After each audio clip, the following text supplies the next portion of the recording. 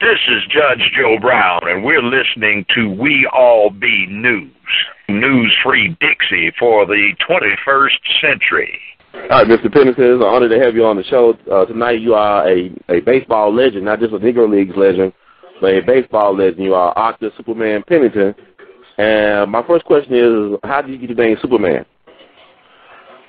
Is it what? How you get the name Superman, your nickname? Oh, that's a long story. My mother gave it to me. That's a long story. It's in that book, Unforgotten Heroes. It's about 3 or 4 pages in there. Mm-hmm. Yeah, so my mother gave me that years ago when I was about 10, 11 years old.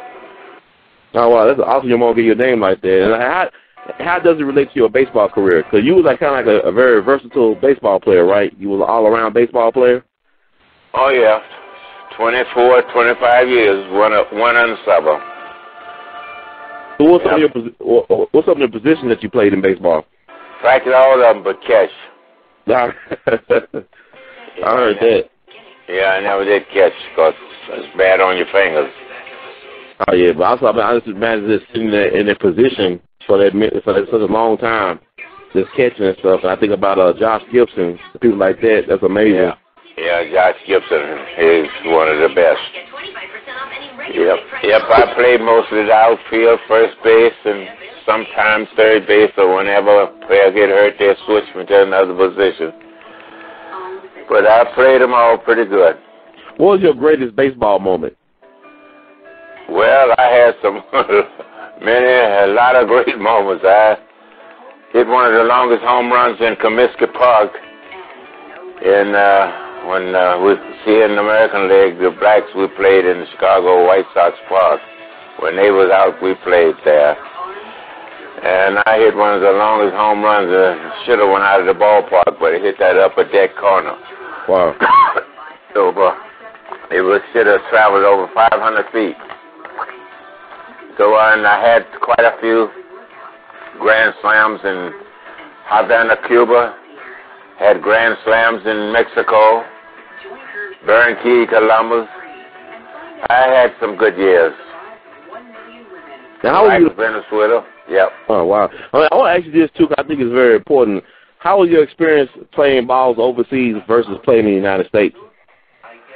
Well, you had some good, that's the kind of, over there you had to be a ball player to stay, because if people start whistling, you're going to leave. They're going to fire you. But as long as they don't whistle on you, you're pretty good. That's the difference. Mm-hmm. Because fans is very important there. When they love you, ain't nothing they can do. But if they hate you, they start whistling. It's time to go. They know their baseball over there, huh? Oh, man, they got some baseball. Because, in fact, they bet on every man that comes to the bat. They bet on if you're going to hit or lose or whatever. Yeah, they bets on every player when they come to bat over there. They have good crowds, too, and they all learned to like me over there. Well, a lot of them liked that name Superman, and they thought I was going to hit one out every time I get up to play. Oh, wow. So you were known for your power, huh? Yeah, I was a 300 hitter, too. I won the batting champion in the 3-hour league over Roger Maris and Bill Tull, all the mixed major leaguers and the guys. I played against all of them, and I won the batting champion over. Oh, wow. Yeah, Roger Maris, he won the home run batting champion, and I won the batting champion. Oh, wow, that's amazing. Who's the greatest baseball player you ever seen? Beg pardon? Who was the greatest you ever seen play? Well, let me see. The greatest players I've seen is that I played with. See, Willie Mays wasn't the greatest in the black leagues. He never did make the black All-Star game. Oh, wow. That show you the type of talent y'all had back then. Wow. Beg pardon? I said, yeah, had some real high-quality talent back then. What did you say? I said, y'all had real high-quality talent. Y'all had a lot of talent back then. Willie Mays couldn't make the All-Star team. No, he couldn't. Willie never did make the All-Star team. I made it, let me see, I think I made it 2 or 3 times. Yep, and the great ones I played against then was number 1, Satchel Paige, Josh Gibson, Buck Leonard, Willie Wells, and the Double Duty Radcliffe, and oh my, so many of them guys that played with even Buck Leonard and Buck O'Neill, all them guys. I played against all of them. So many of them, I couldn't name them all. Wow, that's something, man. Do you feel cheated by America for not being allowed to play with the white baseball players? Well, I know I was cheated, but I never think about that because when they didn't, I know a reason why they didn't give me the chance. See, I met a white lady in Mexico. She was a beautiful woman you ever seen in Mexico, and the Yankees was going to hire me. And when they saw my wife, they sent me to the farm team. Wow. And when I went to the farm team, which I played with a lot of the guys that they took, because they might tell them, they said, how in the world that you took me and Art Pennington won the batting champion? And you don't pick him, but they didn't understand. Them was young players. But when I went to Portland, they sent me to Portland to give me a chance in the majors. They sent me to Portland, Oregon. That's the Yankees organization. And first flew all night and went to Seattle to meet the team. And I got there. I had a headache on the plane. And anyway, I told the guys called me at the hotel where I stayed. They didn't want to let me stay in the hotel. But the owner made them let me stay. They had a room in the hotel. So I went out to the park in about the 8th inning, and I put a uniform on. That was bad for me then because I just didn't want to do it. But they put me up to pinch hit. I hit a line drive to win the game, first bat. Wow. And then we're going to leave and come out, leave that Seattle and go to Portland. Then in Portland, the cab driver, when I get on the plane with the team, they wouldn't let me on the plane with the team.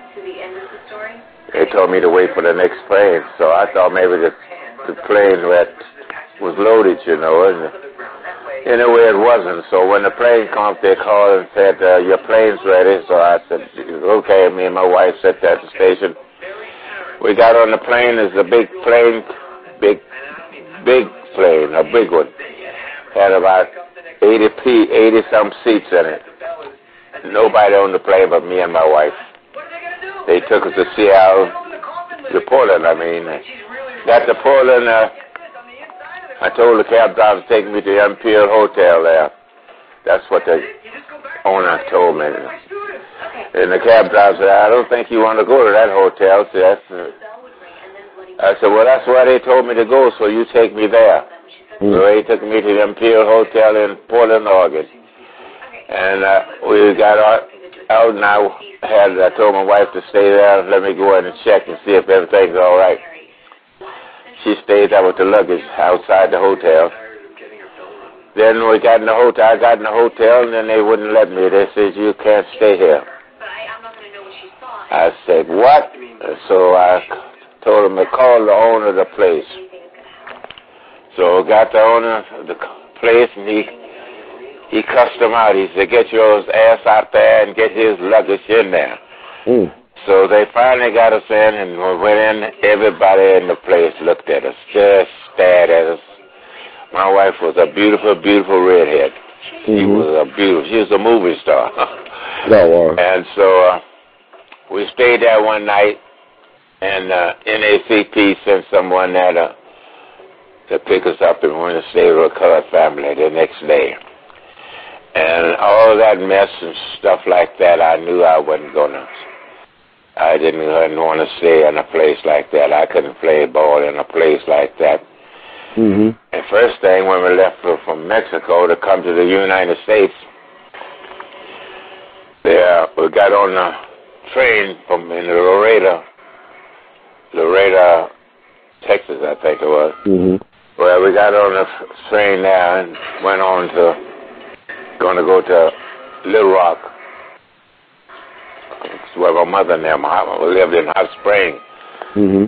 So they got on the train. The train took us out of Mexico all the way somewhere in the United States. In time, we got the pullman pulled up. Somebody come down and said that my wife couldn't stay there with me. They didn't know it was my wife. But they said she can't sit back here. She got to go up in the front coach. There, the coach where it says, the colored people, colored. Mm-hmm. So I told him, I said, she's not going to go sit anywhere. I said, that's my wife. She's going to stay right here with me. And so anyway, we went to another town there, let me get that straight. And anyway, we got there, and they wouldn't let us stay in the hotel. Not the hotel.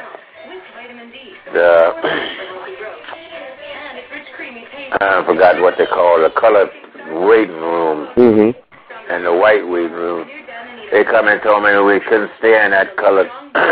She couldn't stay in the colored waiting room with me, because she was white. She had to go up in the white place. I told them, no way in hell. I was pretty mean when I was young. And I told them, you guys got to be crazy. So you think my wife going to go up there and she can't even speak English? My wife was Spanish. She couldn't speak no English. Mm-hmm. And so they come back. Somehow, I guess one of the tin-horn policemen come back and say, well, both of you can't sit back here. I said, well, can't you think you can come out and make us leave on the street? And anyway, that's why we was. They wouldn't let us in the waiting room. And I had to stay there on the streets and call my mother and dad from Hot Springs, Arkansas, which is 57 miles from Little Rock. Mm-hmm. And it was just good it wasn't raining. We got full soaking wet. So my mother and dad come over and pick me up. And so we had our luggage and everything outside. So I put my luggage in my dad's car. And my dad, he asked me, he said, where's your wife at? I said, that's my wife standing right there by you, Pop. He said, what? He said, get in the car. He said, get in the car quick. I said, get in the car quick. I said, heck, that's my wife. And baseball players always have a bag, and they got the bat on the outside of their bag, when they travel. Mm-hmm. So we went to Hot Springs, and everything was all right there, because my granddaddy was white. He had 12 kids or 13 kids by my grandmother there. Mm-hmm. And that's where we stayed with my mother's house. My granddaddy had died. My mother was half white anyway. And so we stayed there with my mother and dad. But nobody bothered us in Hot Springs. Nobody. Wow. That's why I say Hot Springs, Arkansas was the best place in the United States, in the South, for mixed people, because they had 2 or 3 mixed couples there in Hot Springs when I got there. It was a colored fella had a white wife, and another white fella had a black wife there. And my granddaddy had broke the record because he was an Irishman. He had 13 kids by my grandmother and lived there all his life in that house. But see, they had passed. Mm-hmm. And we didn't have no problems there in Hot Springs at all.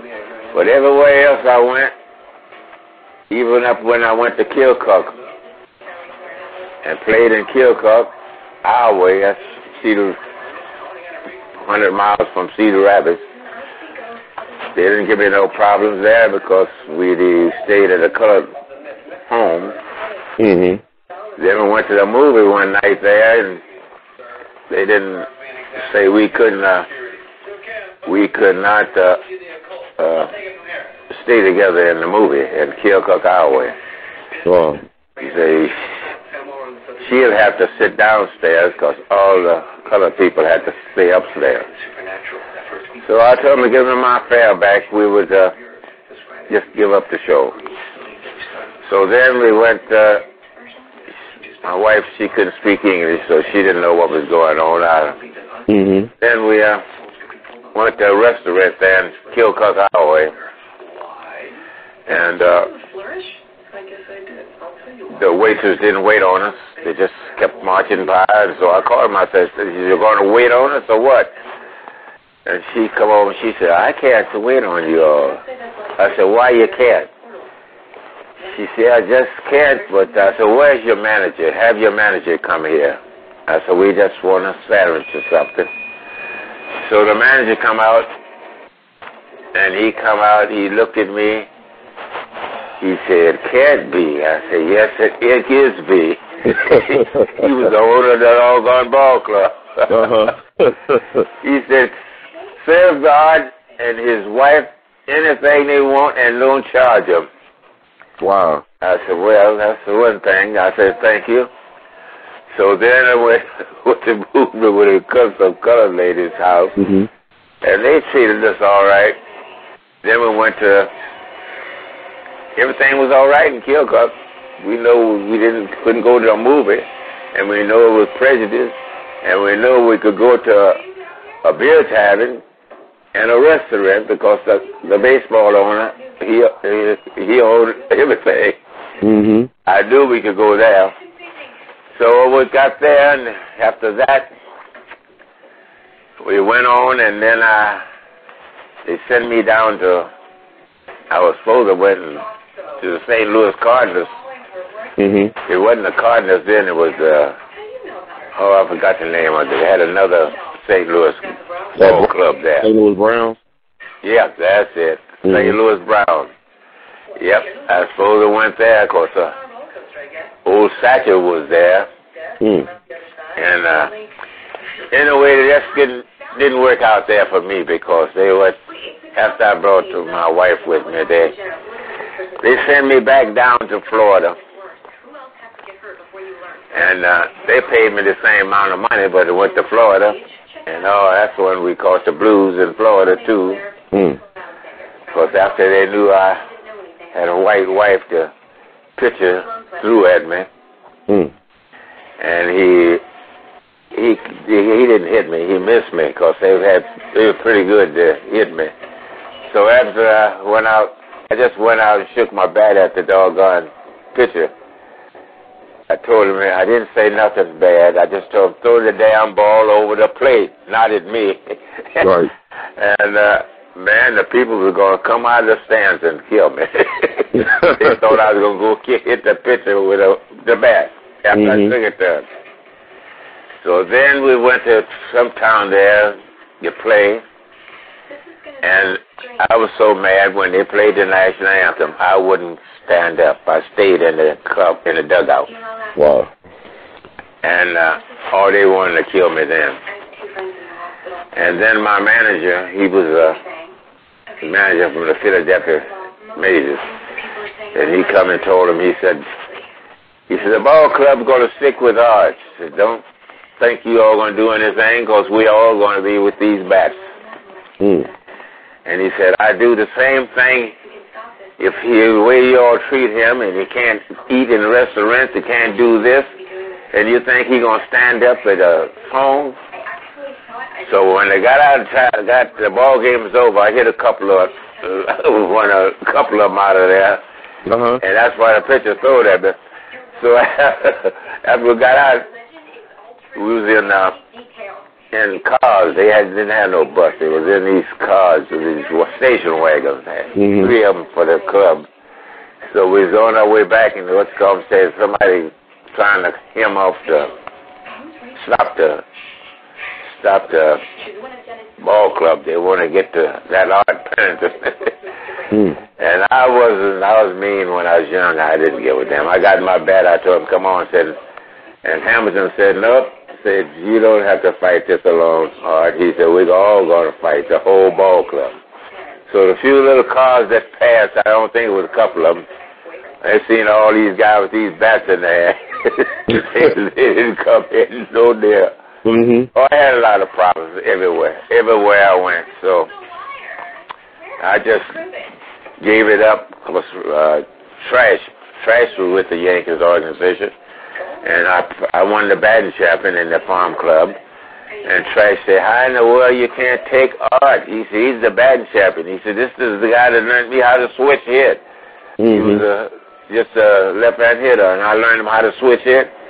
He said, oh, God, he said, can't nobody beat him. He said, he's the batting champion. And so that was it. So anyway, I met Luke Easter. Luke Easter was with the Cleveland, and Luke Easter's wife made a mistake. He had a convertible Cadillac, and he went to, after the ball game, she drove up in the front gate to pick him up. Mm-hmm. And after they found out that was his wife, they sent him right down to Mexico where I was. Mm. I said, what you doing here, Easter? He said, I'm doing here just like you are. You got a white wife, I had one, and they got rid of me out of the majors. And he tied Larry Doby. He tied home runs with Larry Doby, you know. Wow. Both of them hit 32 home runs that year. They sent him down there with us, Cuba. And, man, we had a ball club. Doggone, we had Luke Easter. Couldn't have but 5 Americans on your team. We had Luke Easter, and we had Bill Cash. He was the catcher. Mm-hmm. Myself. That was 3 of us, and they had a couple of white boys. And we won the championship, I think, 2 or 3 years in a row.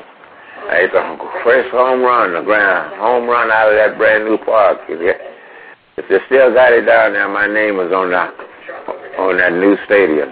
The first home run hit in Culiacan. Wow. So anyway,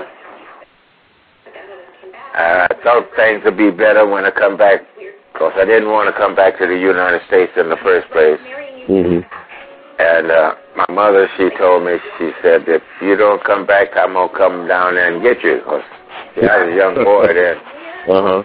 And I was going to school at Langston down in Hot Springs, and I made all-state football player there. And she said, I told my Spanish wife, she had to learn English to become an American citizen. Mm-hmm. She went to school when we got to the States and passed the test for English, and she got to speak English pretty good. She knew what was going on then. She knew what was going on, what prejudice was. And so we had 2 daughters, 2 girls, and I stayed there with my mother for a while, and the dad, and then we went our way, Cedar Rapids. That's where I at today. Mm-hmm. And my daughter, she graduated. Both of them graduated. My daughter, she lives in Atlanta, Georgia. I just saw her in 30 years. I went to a school reunion in Hot Springs, and I went to see her. She come to see me, visit me at the school reunion. And my wife had passed. She lived to be, she was quite a few years older than me. She lived to be 91 when she died. Oh, wow. And she learned English, and all the major leaguers knew, they've heard of Art Pennington.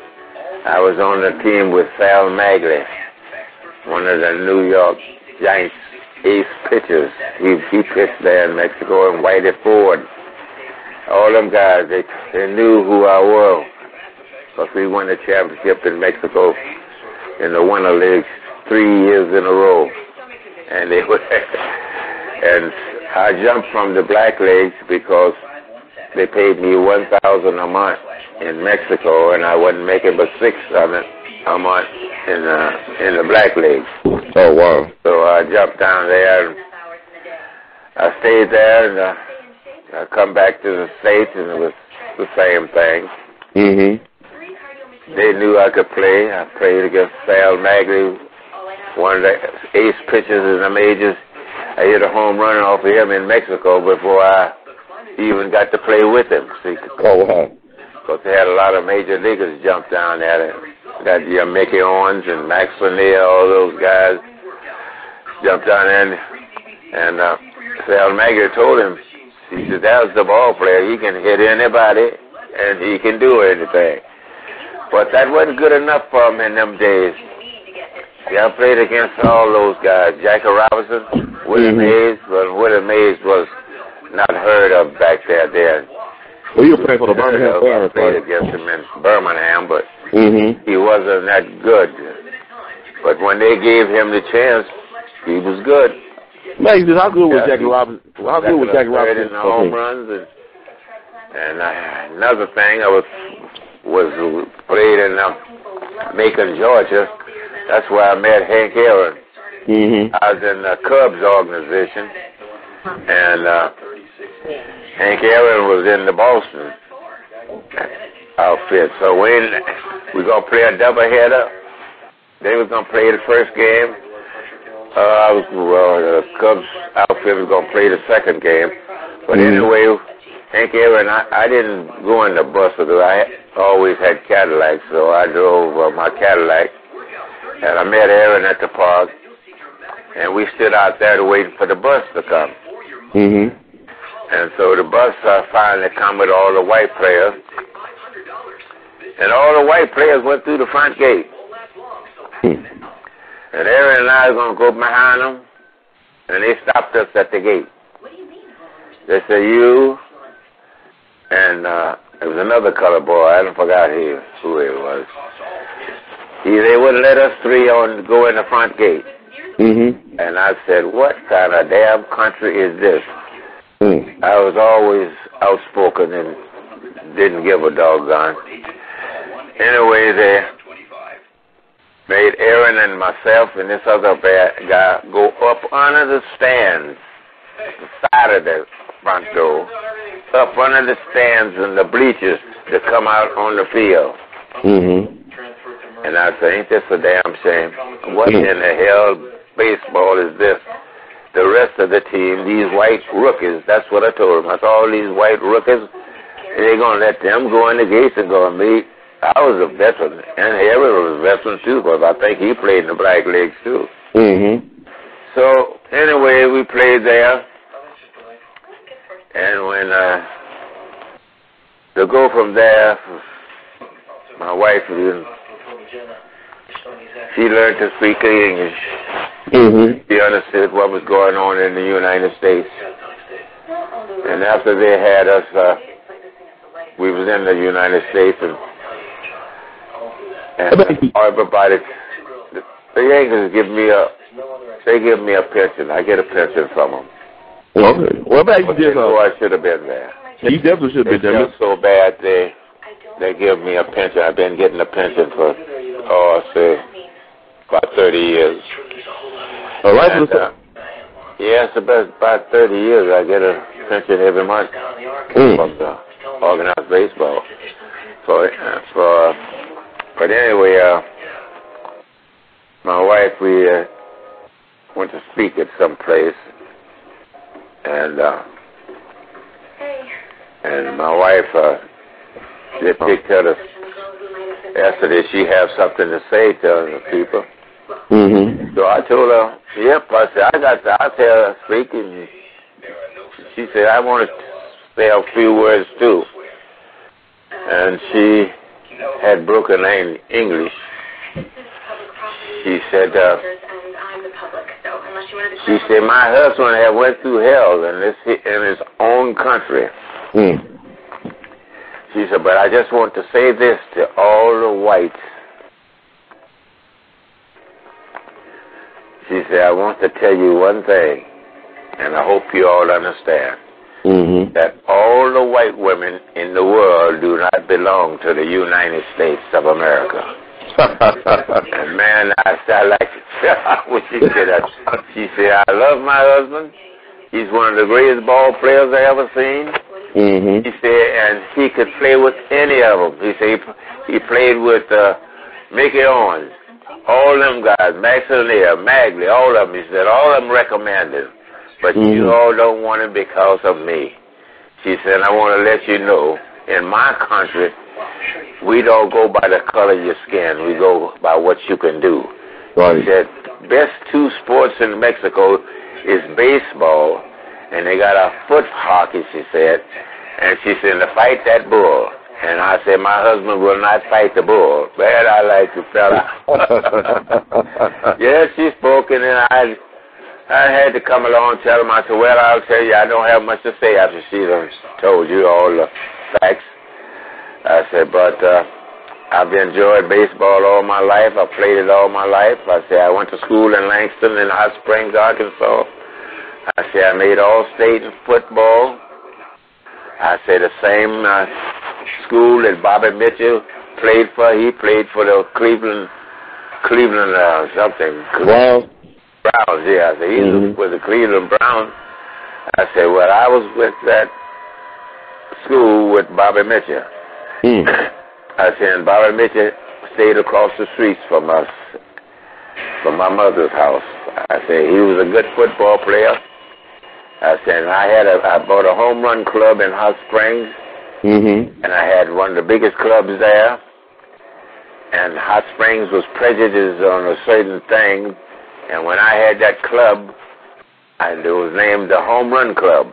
I said, it was the only big club in Hot Springs. It held about 1,200 people for a dance hall, and I booked in dances when I quit. And the Washington Redskins played here in Cedar Rapids, played against the Packers, and they only had about 15,000 seats for the school. That's where they played. That's 15,000 people. And after Bobby Mitchell heard about me being in Cedar Rapids, he was going to bring the whole football team out to my club. And all of the 15,000 people wanted to come in the club. I told him, you can't make it. I said, don't hold that many people. So I introduced Mitchell and all his football team there. Bobby Mitchell got up there and told him, he said, Art Pennington couldn't only play baseball. He was a great football player. He said, in my school, Langston, he made All-State. He said he could have played anywhere, football or baseball. He was one of the greatest athletes to ever come out of Arkansas.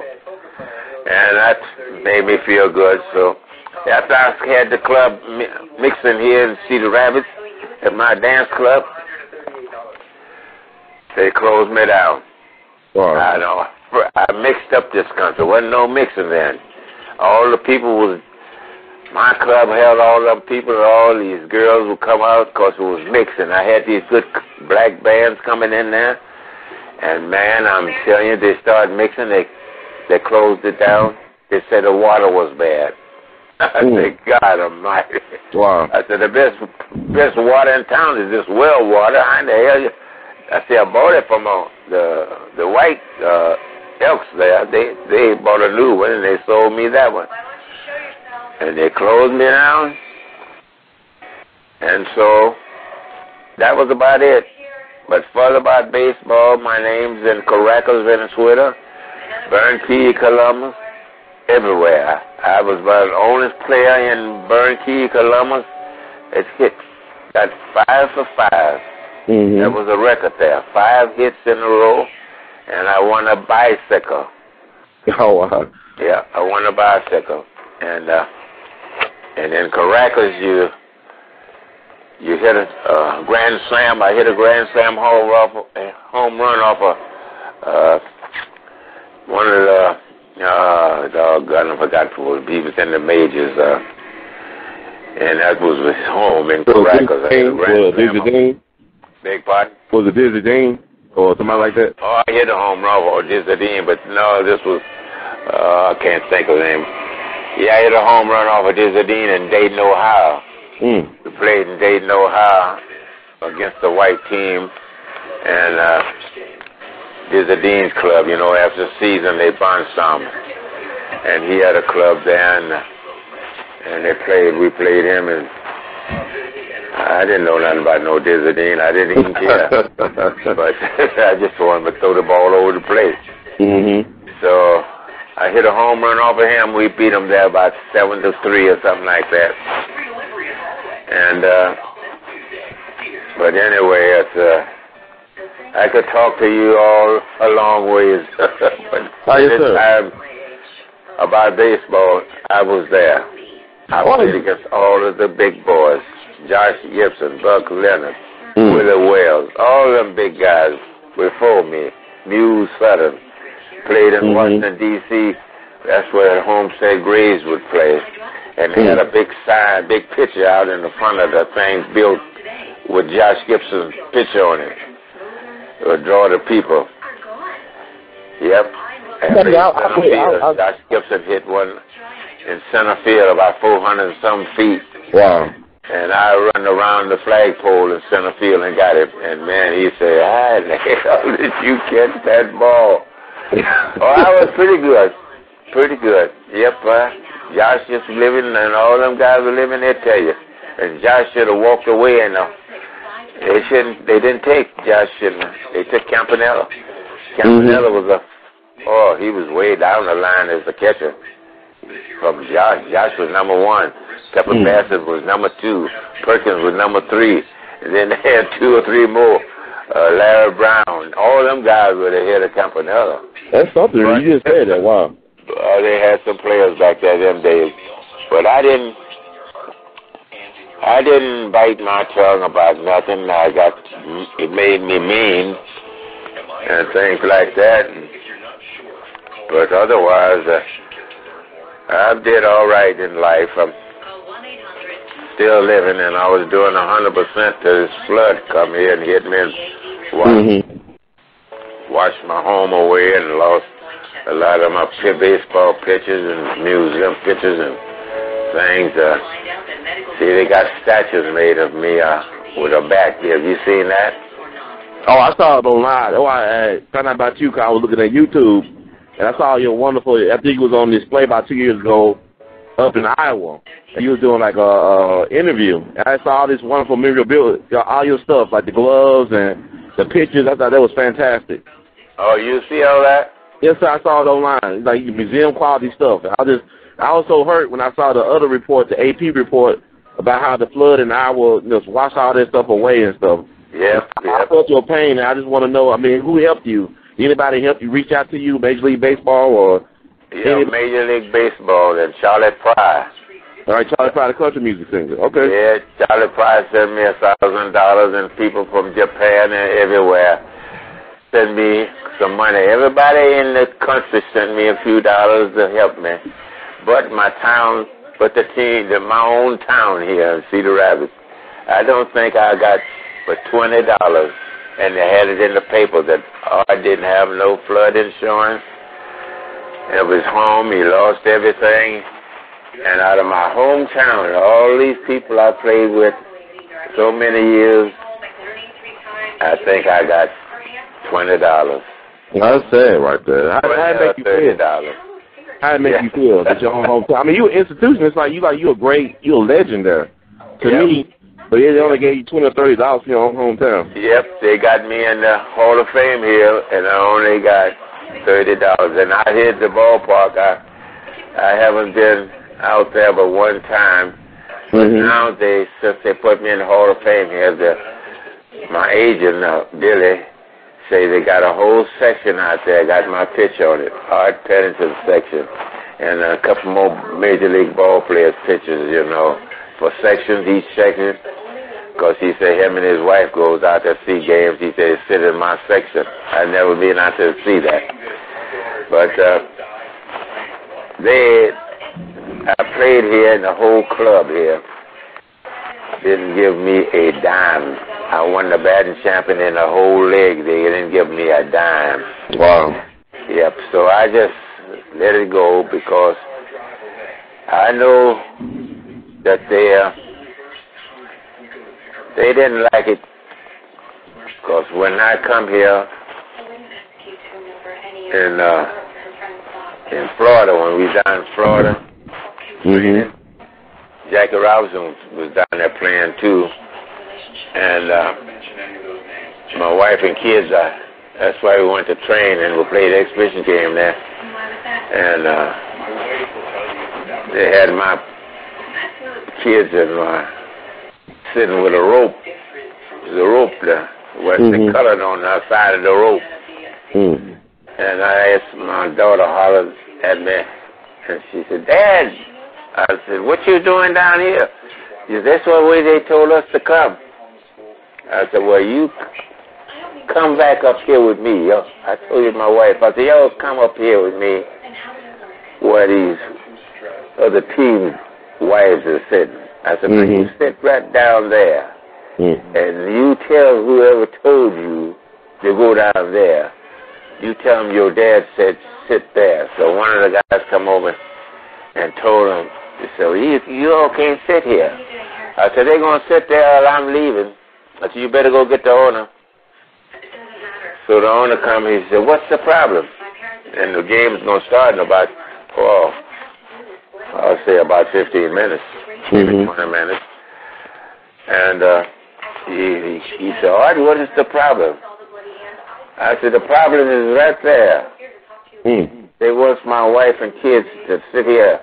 I said, your wife is the same, come from the same country that my wife come from, in Mexico. He said, yes, I know. I said, she's white, and your wife's white, right? He said, yep. I said, why in the hell they come telling my wife to go down here in the colored section and my kids, because they are mine. He said, they made a mistake. He said, forget it. He said, go ahead. Sit where you want to sit, right there. He said, don't pay him no mind and tell him I told you, when your wife, to sit there. Anytime the game going on, you sit, they sit there. I said, well, I said, that saved me. He said, they told me that if you said if they move you, you're going to leave it. I said, I'm glad they told you, because I was sick to take off this uniform and get out of here. I said, I'm sick of this shit. I understand. Wow. Yeah. I said, I'm just sick of it. I said, hell, I said, all these rookies, hell, I'm a veteran. I said, I've played in the black leagues in all the foreign countries, and these guys here some of them just learning. Roger Maris was there. Bill Toll, Harvey Keene, all them guys. Even there was Tom Trash, all of them was there. They couldn't believe this stuff. I said, I'm sick of this mess. I said, I'm thinking about giving up baseball. And so I said, no, don't do that. He said, don't let these people make you quit. I said, well, they can't make me quit because these foreign countries want me too bad. Yeah. So it's a big story. I played against all of them. Dizzy Dean, the guys that I hit the home grand slam in correct named Castro. He was a major league pitcher, and his shortstop for the White Sox was named Castro. They all know me.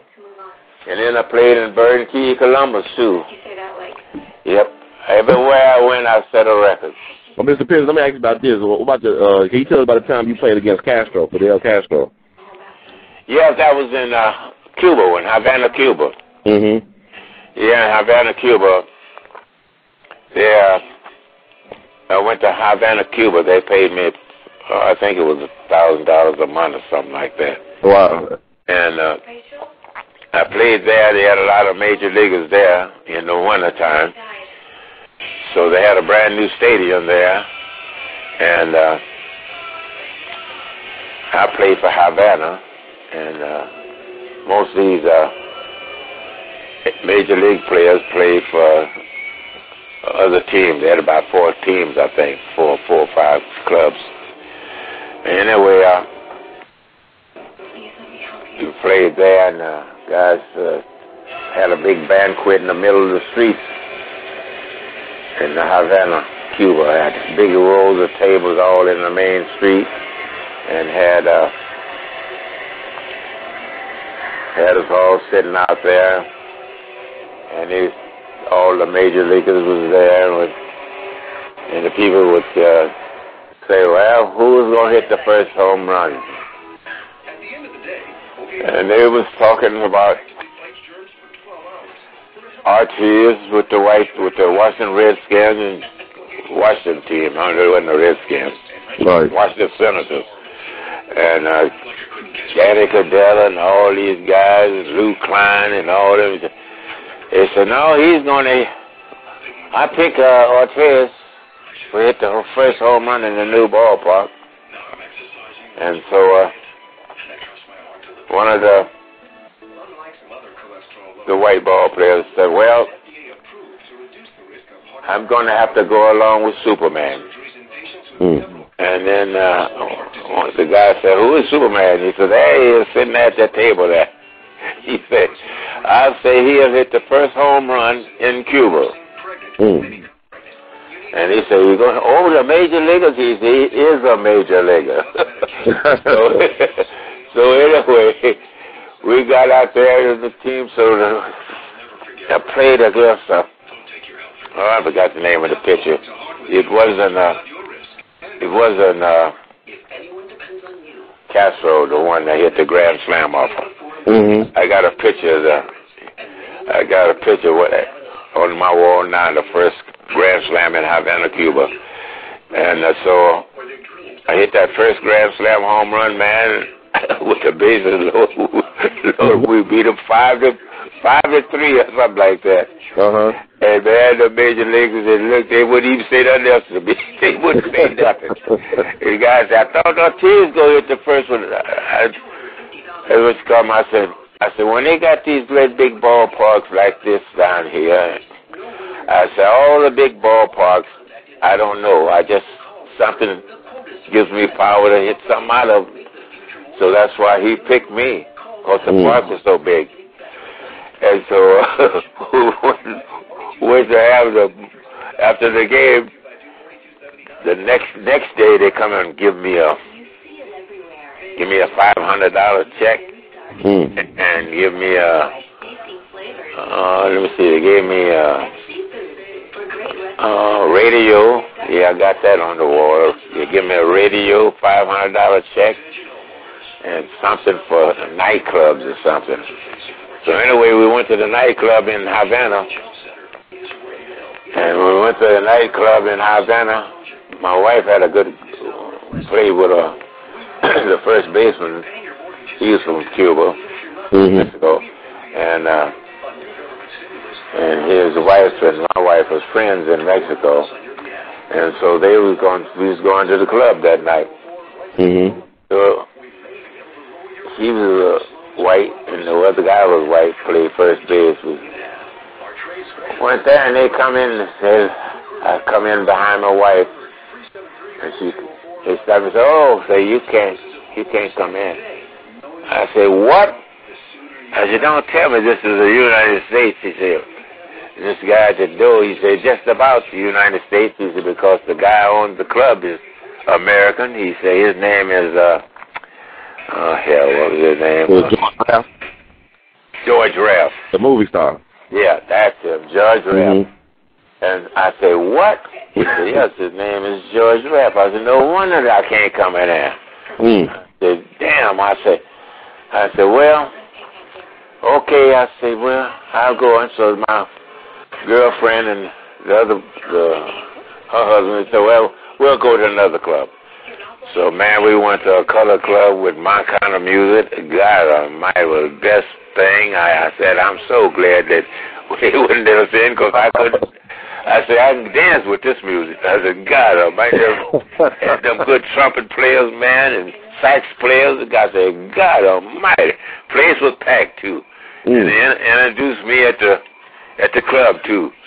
So here's Art Pennington. He said the guy that just hit the first home run in that big park. And all people give me a big hand there. And I really enjoyed it that night. And they did too. Oh, his wife and him, he said, I'm so glad we found another club. Oh, yeah. I said, yep. So we had a heck of a time there. And in Caracas, man, I can just tell you, that's where Castro, one man's White House, that's where he's from. I hit the second longest home run in Caracas. And I thought it was the first home run. I hit one in center field, or not the field off of that Chesterfield side. Mm-hmm. And that they gave me money, a check, and a lot of oysters or something, and canned goods, the whole case of canned goods. They had a seal for center field and that big seal in Chesterfield side. And it wasn't, I thought was the longest one in, and that guy told me, he said, when they announced it, he said, that's the second longest home run was hit in that station. Well, I asked him, I said, well, who hit that first one? He said, well, a fellow played here before you played. His name was Josh Gibson. I said, I said, he asked me, said, you know him? I said, oh, hell, everybody knows him. I said, he said, look at that sign over there in that hotel, said Gibson. He said, that's why he hit it across the streets over there against a apartment house. Yeah, old Josh was tough down there. Yeah, old Josh, before he died, he told him, he said, I don't know where Pennington come from. He said, when we played the Homestead Grays, I had 2 home runs off of them. Wow. And they said, we don't know. Who is he? Well, Buck Little said, who is that guy? And so, what you going to tell me? You'll find out. And sure enough, he managed a team, all-star black team, to go to Caracas and play 4 or 5 different countries, even the United States we played. And man, we didn't lose a game. We beat the white Texas team, come down there. We tore them up. We tore everything up. Over in Puerto Rico team had a team there, and they had, let me see, some other countries' teams. They had about 6 teams. And man, we didn't lose a game. Yep, so that was, I could talk to you all night about them places. It's an honor, sir. I want to ask you this, too, because, I mean, you in Iowa. I know that the reason why Iowa helped Barack Obama become president of the United States. Yep. And his mama was white, his dad was black. And I look at the stuff you did. I look at you as a civil rights activist or leader. Do you feel vindicated now since we got a president who is mixed ancestry? Yep. Yep, I was right there with them with Iowa. They don't know, but I got my whole outfit. See, I worked for Rockwell Collins.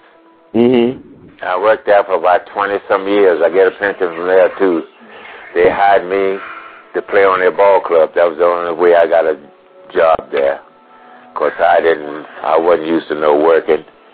Mm-hmm. And, they gave me a job there, and I had so many fans there, man. And the owner, the Rockwell Collins himself, and all the supervisors and suspenders, superintendents, they was with me. Because when I first went there, too, at the break, you know, you have a 12 o'clock break. You got about 30 minutes break to eat. So I would go out and sit in the benches, you know, and all the women there would come and sit by me, you know. They would have to come and sit with me on the benches, you know, and eat. So this it's owner on my team, owner manager of the club, the place where I was working. He come over and he didn't know nothing about me, I guess. He come over and told me, he said, you can't be talking to these white women here. I said, do what? Mm-hmm. I said, I'm talking to them. I said, hell. I said, I'm the first one on the seat. They come and sit with me. He said, well, you can't be talking to them. I said, I don't think so. I said, I don't know what you're talking about. And so I said, I'm going to check and see about this. I said, I'm going to talk to anybody. I said, what in the world are you talking about? I can't talk to these white women. I said to myself, I said, these big fat-ass white women you talking about, I can't even talk to them, and they want to talk to me? Mm-hmm. So they had that Saturday, they had an open house day. So I told my wife, I said, you dress nice, come out, take you out to show you where I'm working at this big building. She went out there, and the superintendent and the president was out there. And I went, so this little funky-ass former town, he's there with his wife. So I walked up to him. He's talking to the president. So I walked up and told him, I said, "Say, I said, you told me one day that I couldn't talk to these women." I said, "Do you remember that?" "Oh, yeah, I remember that." I said, "Well, I'm so glad you remember that because I want you to meet my wife. And she's white, and you ain't got nothing in Collins radio can match her. Nobody." I said, "You tell me I don't talk to all these fat-ass, ugly-ass women." And the foreman, man, the president and the superintendent, they was laughing like hell. They was laughing at hell because they know they hired me to play ball, man, because they didn't have but it took 6 ball players after we retired, you know, and put them out to Collins radio. We won every game. And, man, they was laughing. And they walked up there with that pretty long red hair, man. And you look at it. I said, "Now you showed me one woman worked at Collins. That first look as beautiful as my wife. And you tell me that don't talk to these women, and I don't talk to women all over the country and out of the United States." Man, I eat his ass up. And my superintendent there, he said, "Did he tell you that, Art?" I said, "There he is, Esther." And he told him, he said, "You never tell him who to sit with or talk." He said, "Anybody have prejudice out here is not supposed to stay." That's what he told him. Man, I've had my day, but I could talk when I was young. I was kind of mean. I just wouldn't take no crap like a lot of people. I never was to fight nobody or nothing like that, but I let them know who I was. I just thought, man, we get this type of, I mean, you had a lot of courage, not so you had a lot of common sense, and you stood up for yourself. Where you get this from? We think you got this from? Where I do what? Where do you get this type of courage of your convictions from? Well, I got that from my granddad. My granddad was a white fella. He raised me when my mother stayed with him and my dad stayed in his house. And he told me I went with him all the time on his wagon in Hot Springs.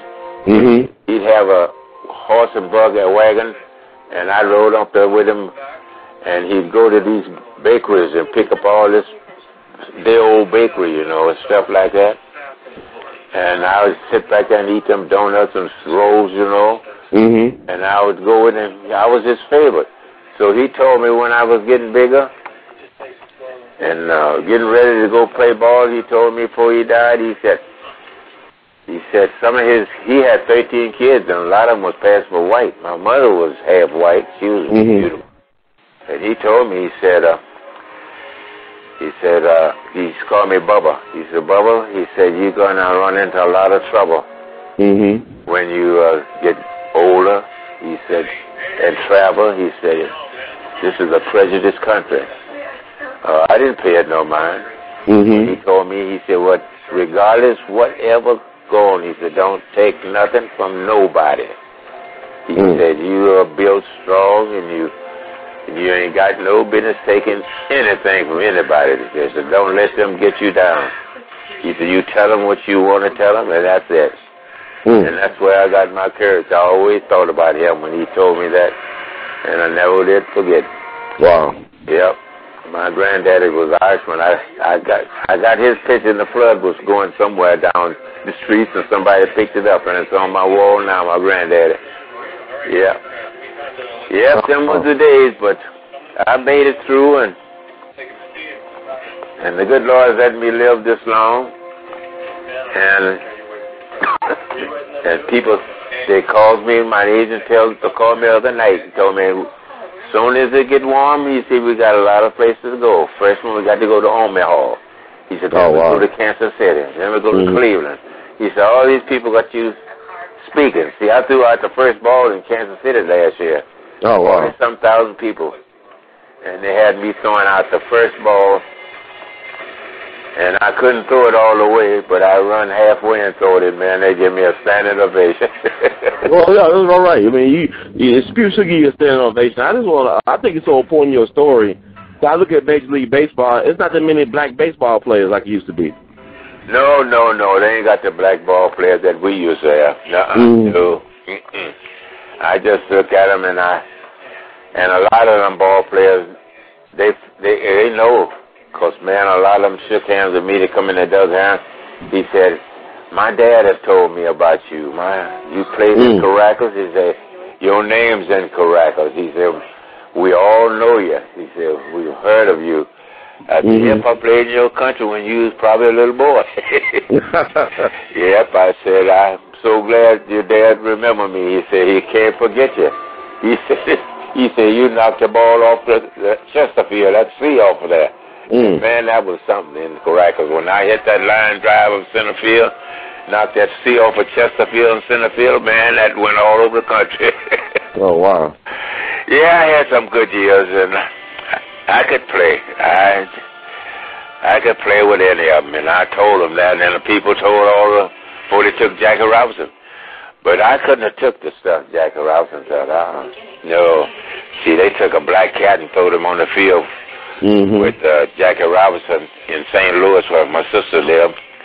And Jackie Robinson picked up the cat and petted him and handed him to somebody. Now, see, me, I'd have taken the black cat and threw the web in the stands. Yeah, that's the difference, see. Yeah, they'd put a black cat out there at me. I'd have taken him and thrown him up in the stands for as I could throw him. Let me ask you this, Mr. Pennington. Was Jackie Robinson a great player in your opinion, or was he just a good player? Jackie Robinson? Yes, sir. Was he a great or good player? No, Jackie wasn't no great player like some of the guys, but he was a good player. But he was educated. Right. That's why they took him, because he was educated, because he had been playing with the white football players. See, in California, he played in UCLA. Yeah. And they took him for his education, because he was a captain in the army and all that. And back, we didn't think he was going to make it. So I said, my stars, they picked him. Jackie Robinson. Oh, my, wow. Jackie Robinson wasn't in the black leagues that long. I said, my stars, I don't know where they picked Jackie. But after I got a little older and learned the sense, and I know they picked him because they knew he would take whatever they dish out and what Branch Rickey asked him to do. Because he slid in the second baseman, and the guys jumped on him and hit him. And he took it. Now, see, he couldn't do me that way. We just had a battle royal out there. So I take my hat off to Jackie Robinson. See, I know Jackie well because he stayed in my aunt's house. She had a rooming house, like a little hotel in Kansas City. He stayed there. A lot of the ball players stayed there, and I did too. But I didn't have the brains that Jackie had. But they had schooled Jackie before they took him. Branch Rickey had talked over with him. I imagine if they did me that way, but I had a white wife, so they wasn't going to fool me. Right. See, that's why I told them, I said, any of these players here that they picked, I said, all of them, ain't none of them got a white wife, but Luke Easton, you know what happened to him? They sent him right to Mexico where I was. I said, the rest of them, Campanella, newcomer, I got a picture here with all of them. Larry Doby, all of us together. I said, well, and they know I could play, because that's why I hit the longest home run in Comiskey Park off of Campanella's team. One of the ace pitchers. Yep, so I don't know if I could have took it if they had talked to me, if Branch Rickey or anybody talked to me like they did Jackie. I don't think I could have went through with it, because the guys jumped on Jackie. When he slid in the second, Jackie just covered his head. No, not me. I was pretty mean. Mr. Pennington, let me ask you about this, about today's baseball players. I mean, what are your opinions about Barry Bonds? Do you rank anywhere? I mean, Barry Bonds. What do you think about somebody like Barry Bonds? Barry Bonds? I think Barry Bonds was one of the greatest left-hand hitters of all time. That means Ted Williams or anybody. He is the greatest left-hander I've ever seen. See, I was a switch hitter. I didn't fool with no left-handers. I get on the other side. Because, see, it took a good man to hit them left-handers, for a left-hand hitter. But I take my hat off to him anytime. And I think they did him pretty bad. They did. They did. Yep, he shouldn't have been off. He'd have hit more home runs. I don't know why they didn't hire him. The Yankees should have hired him after he didn't go back with Frisco. Because, man, that was a short field for him. He'd have hit more home runs in the Yankee Stadium you ever seen. No, I'll say, I've seen him play. Mm-hmm. And I was in Atlanta when all the ball players was down there. They had us all down there after the season. And Frisco was playing Atlanta. Mm-hmm. Atlanta. And they took out and put the best left-hander in there, the Braves. Mm-hmm. I forgot his name. The dog guy, he could throw. And took him out special to pitch against Bonds. The first pitch, Bonds hit him 4 miles over the fence. First pitch over the ocean there. Hit him out of there, man. No, but Bonds was a hell of a player. His dad was a hell of a player, but not as good as he was. Bonds was strictly one of the best left-hand hitters that hit left-hand pitches that I ever seen. That means I've seen Ted Williams and all them guys play. Touch Bonds. Bonds didn't give a damn what side you threw it from, the upper, in the middle of your arm, or wherever. He could hit. So you don't take nothing pretty dirty. You don't think they took nothing away from him like the steroids? Home runs he'd have done hit. Yeah. If they'd have kept it. That's 3 years ago. He might have hit 800 and some home runs. I agree with that. He was close to 3,000 hits, and he could have had 2,000 RBIs by now. I just think it's sad, though. It is sad to me. Because they try to make him the poster boy for steroids, but then you got Roger Clemens and all these other folks using too. So do you leave everybody out the Hall of Fame? Yeah. Or do you give them their due? Yep. They ain't quite put him in the Hall of Fame yet, have they? No, he got to wait 5 years. He's been out for about 3 years. They forced him out. Like you said, they forced him out. And he got to wait 2 more years, and we'll see. Well, he's supposed to be right on in there. Right on in there. Because they asked about him when I'm at different places. See, you're not the only one asked about him when I'm speaking in different places. They ask me what I think about him. Ask me about the drugs the ball players use. And I tell them, I say, I don't know what they use because we never had enough money to buy nothing but a pack of cigarettes. I said, I don't know what they use. I said, Aaron don't use nothing. I said, and I don't use nothing, and all these guys don't use nothing. I said, we never heard of this stuff till the majors come up with it. I said, but I'll tell you one thing. I don't care what a ball player uses. That's exactly what I tell them at these meetings.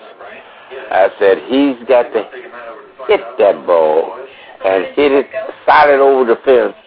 I said, they got a lot of these young boys using that stuff. I said, they don't even hit 300s. I said, you got to see a ball that a guy's throwing it damn like 100 miles an hour. Right. And you got to put that fat of that bat on it and strong enough to hit it out of the ballpark. I said, so I don't have nothing to say about Bonds. I said, I just say he's the best left-handed hitter I ever seen in my life. That means all pro players. That's something. I mean, that's a and you know about hitting. You're a professor. You're a professor of the sweet science of hitting. So that's a high compliment from you. Yep. I say any time our ball players, we played a lot of them. He wasn't in the black leagues. I think his dad played a little in the black leagues. Believe so. I don't remember him well. But I know after I looked and seen Bonds, I've kept up with him. Ted Williams or nobody could hit as good as that man from the left side. He's the best I've ever seen. Yep, I'm very proud of him. But Things in them days, man, you know, anything, the whites owned everything. Everything. So I just, yes, the one I've been, it's the one I've lived this long. See, I was trained in Florida in the Yankees organization. I took my white wife with me. I never did ride the buses or nothing. I drove one of my Cadillacs. I just, 2 weeks before the flood, I just got rid of my convertible Cadillac, 59 convertible. Oh, wow. Only one. I had it for 40-some years. Wow. Yep, and my mind told me I sold it just about a week or two before the flood. If it wouldn't have been, I lost one of my Cadillacs in the flood. Yep, but I've had a good life. I showed a lot of people that from different all over the country that I could play. That flood brought people sending me letters. My agent picked up letters from Japan, and I answered and said, "Damn, how in the hell?" I said, and it's like said, "We've seen you play," and they sent me a few dollars, which we want to help. Yep, I've got money all over the country. If it ain't but $2, $5, they send it to me. I got money everywhere but my hometown. Only one person in this town that really helps me all the time, and that's that car wash out here. I don't have to pay for no car wash. Oh, wow. That's been going on for years. He sends me a cute little things, you know, you put in there, you don't put no money in it. Yep. He's the only guy that I say has given me any amount of money. But otherwise, it's just, they all knows me when I go out in the streets.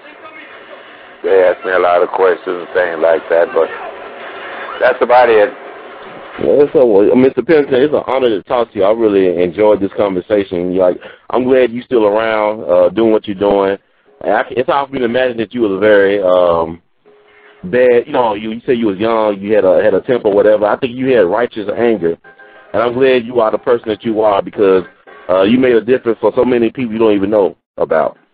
And I'm just glad that you shared so much with us, with the world, in terms of your talent. Well, anytime you want to know something, give me a buzz. Mr. Pennington, I would definitely do that. And I'm glad you're a fellow Memphian, but I know you said you were raised in Hot Springs, huh? Yeah, I was raised up there in Hot Springs, Arkansas. So you run into... Go ahead, I'm sorry. I was born in Memphis, Tennessee, and my mother took me from there to Hot Springs, where my granddad and grandmother had a home there, and they helped raise me.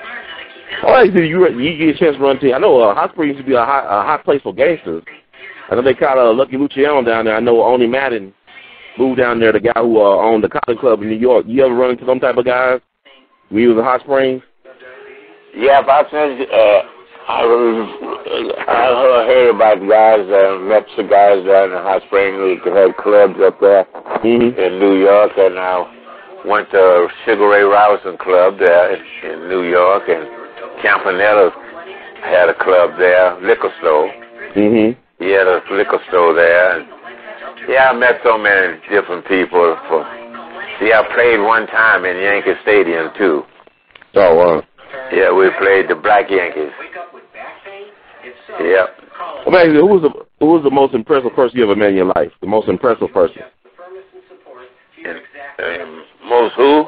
Impressive. Like the most, like this guy, or who's the most impressive person you ever met in your life? Oh, I met quite a few people. In Mexico, I met the millionaire brothers that own everything in Mexico, the Pascal brothers. Oh, wow. I met them because that's the guys that give me their money. You're right. They had paid all the ball players to come down there. And one of them went with Mickey Owens' wife down there. Mickey Owens made $25,000 where I was making $1,000 because he had the name for the and one of the Pascal brothers went with his wife. Oh, wow. So I guess good conversation. she made some money too. Yeah, man, shoot, those days were something. In the States, I met a lot of guys, very important people. I met a lot of them I didn't meet playing ball then. I met them afterwards, like some of the basketball players, and see, I met guys with me and Buck O'Neill. Yeah, I got pictures here of me and old Buck, and Buck would tell them too. When they took Buck for Chicago for the coach, you know, Buck told him, said, y'all overlooked one of the guys that's one of the greats. He said, that guy they call Superman. He said, he didn't get that name just for nothing. he said, that guy, you know, Easton Howard used to play for Kansas City. Yeah, he went to the Yankees. And Easton Howard told him, he said, well, they had a throwing contest there in Kansas City. They had about 18 or 20,000 people there. And so I didn't even know nothing about it. So I was going to throw against the American Giants that Sunday. And Jim Taylor, he come and told me, he said, they wanted someone to throw or see who can throw the ball the furthest. I said, well, what does that got to do with me? He said, well, we don't have nobody but you can throw that ball. He said, these rest of these guys can't throw that ball. He said, they can throw it, but they can't throw it as like Howard, Easton Howard. I said, well, okay. I said, I'll take it. So I warmed up, and Easton Howard, he looked at me, he said, Soup, I simply, he shook his head. I didn't know I had to throw against you. I said, well, that's the thing. I said, I didn't know even nothing about it. I said, I didn't know we were going to have a throwing contest. He said, well, I'll do my best. I said, well, that's what I'm going to do too, Howard. So Howard threw first. He threw a couple of them, hit the left fence there in Kansas City, Monarch Stadium. Oh, man, people was hard here, drawing on a line drive, jumping off the fence. They give us five pitches to throw. So the first pitcher, I throw the line drive, a line up, hit the fence, and I forgot who it was. I think it was Radcliffe or somebody.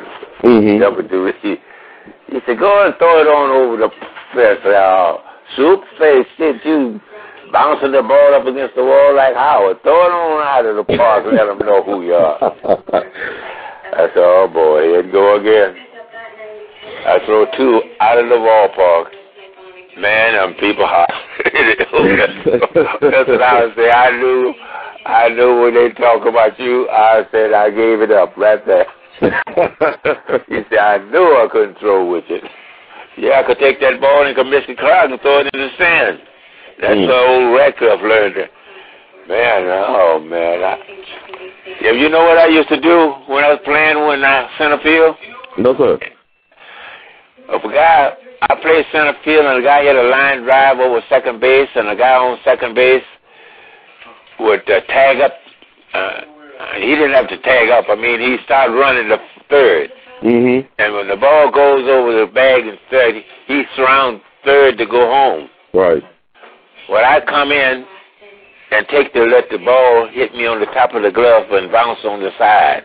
And they think it's an error, you know. And I'd pick it up and shoot him out to home plate in a chase. They would have. Them suckers stopped that running. When they hit the center field, the coach would tell them, don't go nowhere. Stay right here. Yeah, that was my enjoyment right there. Man, I'd get a kick out of that. Guys would, and when I played the infield, like third base or something, a first baseman named Pep Young. And Pep Young, I'd get the ball, and this guys would be running. Old Pep would holler, throw it, Soup, don't hold it, throw it. I wait, he was getting ready to put his foot on the base. Hold up, you're out of here. Old Pep said, oh, God, you don't have to throw it that hard. Just throw it. Oh, that was a good day. I remember all them days. I think all them guys are dead, too. It's not many of us left. Not many. I bet you there ain't a handful of them. Yes, sir. Yeah, I had some fella had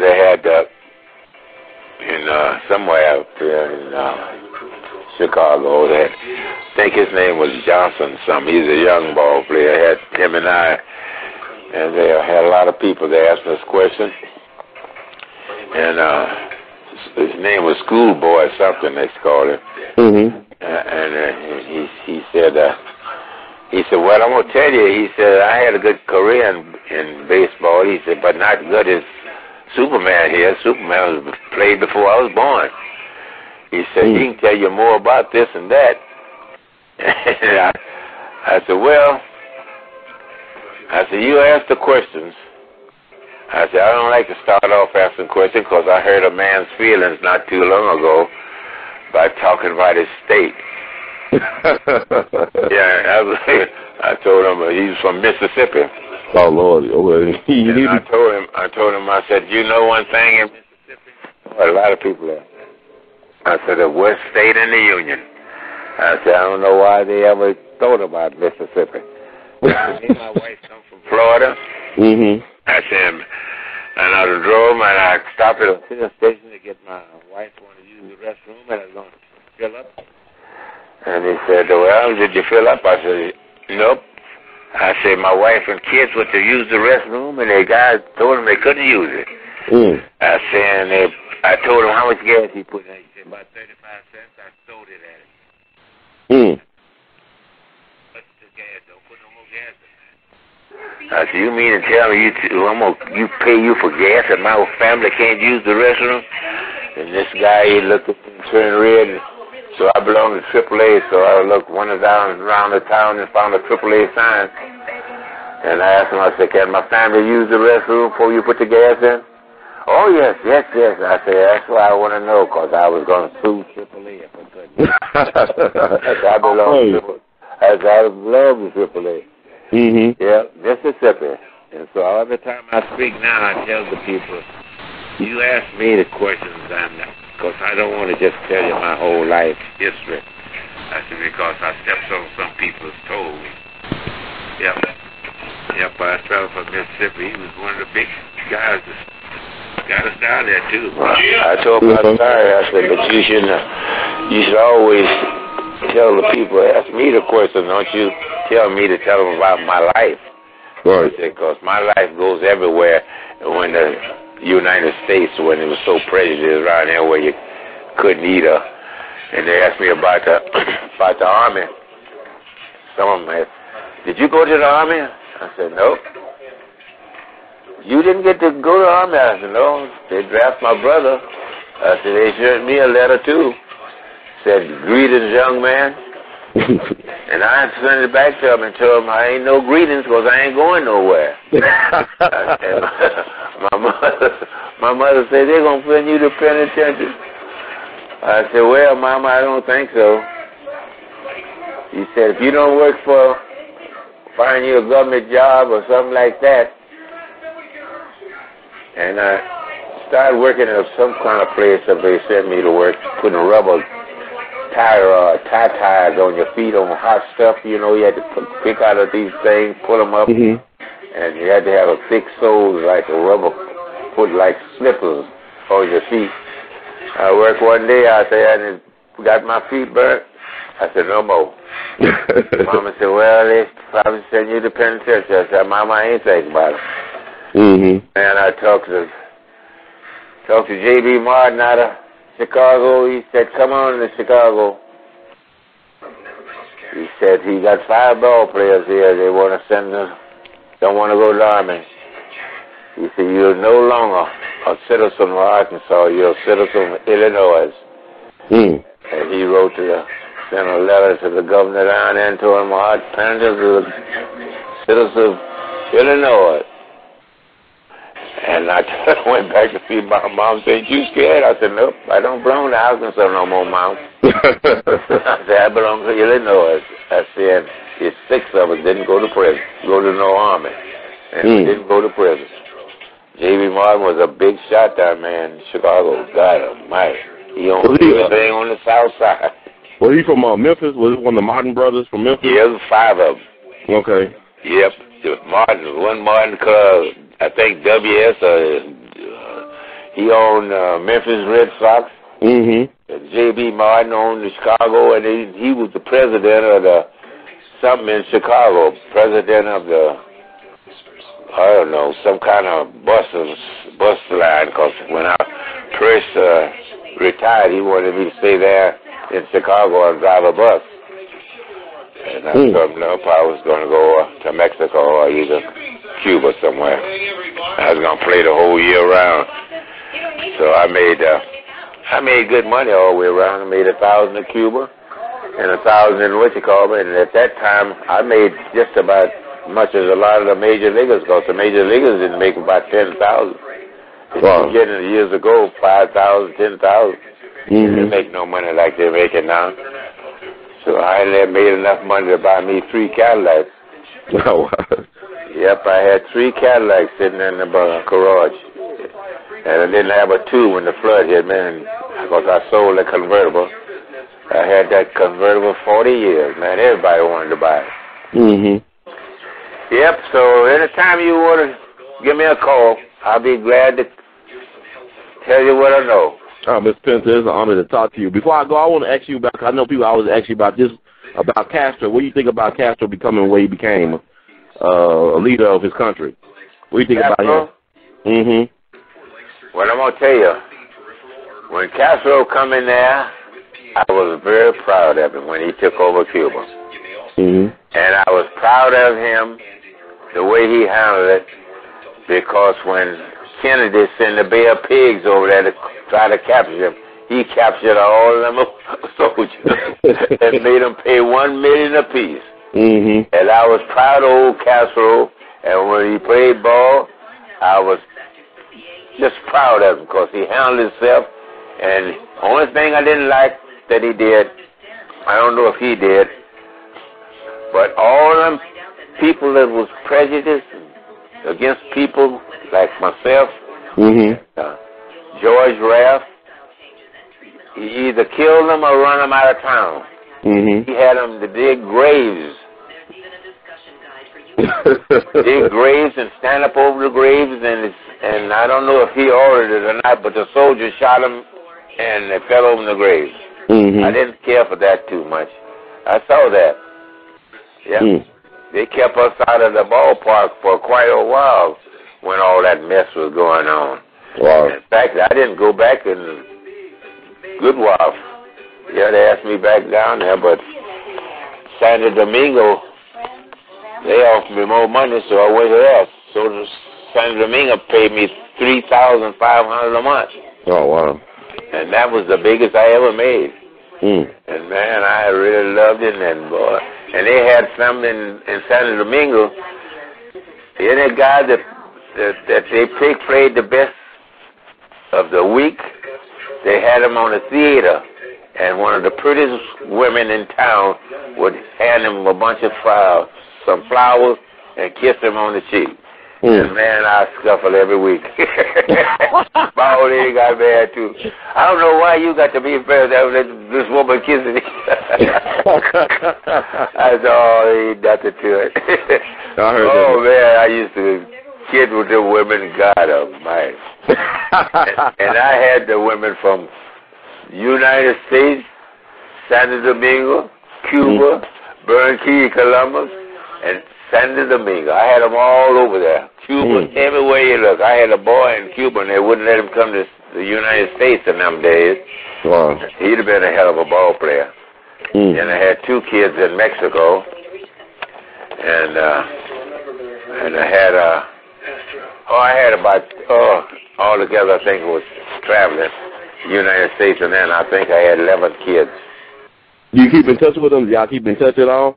Oh, I kept in touch with the ones from Mexico and in the foreign countries because I had to help them. The pesos in them days was $5 for one. So the ones in Mexico, I took care of the kids there, and the ones in Cuba, I didn't hear too much about him, and they wouldn't let him come to the United States.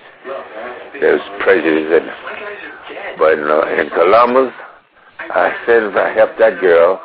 Mm-hmm. And, yeah, that's why I hear from all them girls, man, because they knew I never was cheap. Right now, I'm poor, and my ex-wife, after my wife died, I got another white wife. I stayed with her for about almost 20 years. Mm-hmm. I take care of her daughter now, and I take care of my ex-wife, because every time I get my check from the majors, I send her a little money. She's sick now. She's in her 70s. Mm-hmm. I told her because I'm 86. So I always look after them girls, man. Life's been pretty good to you, Mr. Pennington. It's a blessing to talk to you. I couldn't ask for a better life. The only bad life I've had in my history of my life is this flood. Mm-hmm. I had everything in my house you could have had. TVs in every room, everything. Downstairs at the bottom all the way up. TVs, big poker table and everything in my basement where I had doctors and everybody. We play poker. Every week we play poker. I had everything. And that flood killed me. And I went to sleep. I knew that the water was high in the streets, but that wasn't the first time the water was high in the streets. Mm-hmm. And I got up and saw it in the water, so I went back to bed.